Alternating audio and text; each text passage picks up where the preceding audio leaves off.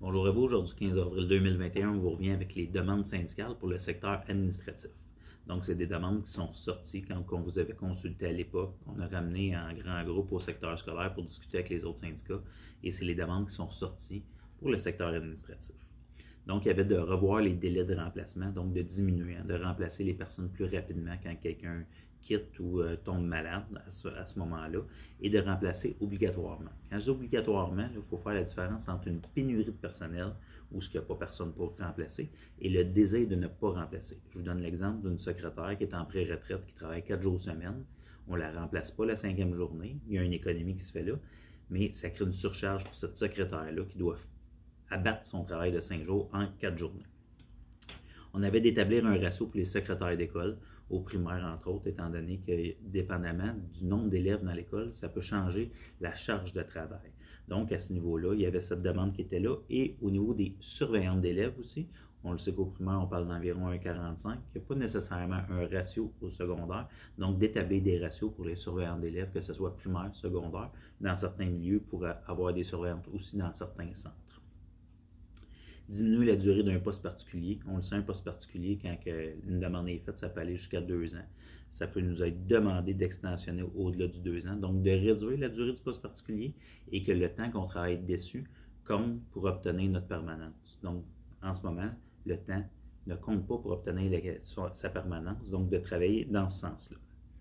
Au niveau des stagiaires, de plus en plus de personnes accueillent des stagiaires dans leur corps d'emploi pour la relève, puis ça l'aide l'employeur au travers de ça. Donc, de voir à ce qu'il y ait une rémunération, une reconnaissance au niveau de l'accueil des stagiaires quand on prend des stagiaires pour notre corps d'emploi.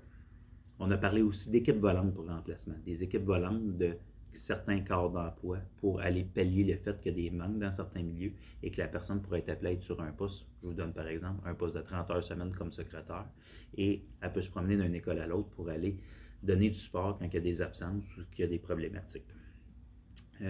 On a parlé aussi d'intégrer le chapitre 10. Le chapitre 10, c'est les surveillantes d'élèves moins de 15 heures dans le secteur administratif. Parce qu'en ce moment, les surveillantes d'élèves qui sont plus de 15 heures sont dans le secteur administratif et moins de 15 heures et moins sont dans le chapitre 10, qui est un chapitre à part dans la Convention.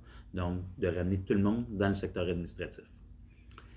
Permettre les vacances en présence élève, vous m'avez entendu un peu en parler hier, mais je pense que c'est quelque chose qu'il faut arrimer comme il faut pour que ça soit un... Vous me direz que ça ne sera pas un gain, sauf que pour moi, c'est un gain de dire c'est clair qu'on ne le perd pas, que vous pouvez continuer à prendre des vacances en présence élève. Puis là, quand je dis en présence élève, quand les élèves sont à l'école, parce que vous n'êtes pas en service direct avec les élèves, vous donnez un service plus au niveau administratif. Je sais, vous avez des liens avec les élèves aussi, mais c'est vraiment à ce niveau-là de ne pas perdre cet acquis-là que vous avez depuis plusieurs années.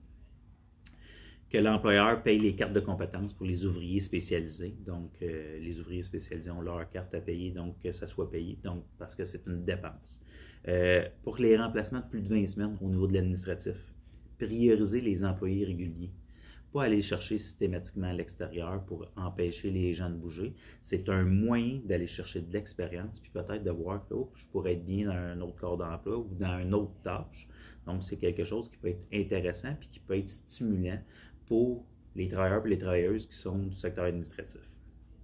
Et enfin, revoir le processus de supplantation, donc lors des séances d'affectation, toute la séquence qui est faite. Hein? Je suis quelqu'un que son poste est coupé, j'ai le droit de déplacer plus jeune que moi. La personne que je déplace a le choix au poste vacant ou la dernière, si on parle de quelqu'un qui est permanente, le dernier 75%. Donc, de revoir ce processus-là, étant donné que je peux être la plus vieille personne en ancienneté qui est sur la liste et je déplace la deuxième et celle-là n'a pas le choix de ce qu'elle va chercher. Donc, c'est important à ce niveau-là. C'est des choses qu'on a en partie qu'il faut aller rechercher un petit peu plus. Puis il y a des gains pour montrer la charge de travail puis le travail qui est abattu par le secteur administratif dans toutes leurs tâches puis tous les corps d'emploi. Donc, en gros, c'est ce qu'on avait comme demande syndicale au niveau du secteur administratif. Je vous souhaite une bonne journée. À la prochaine.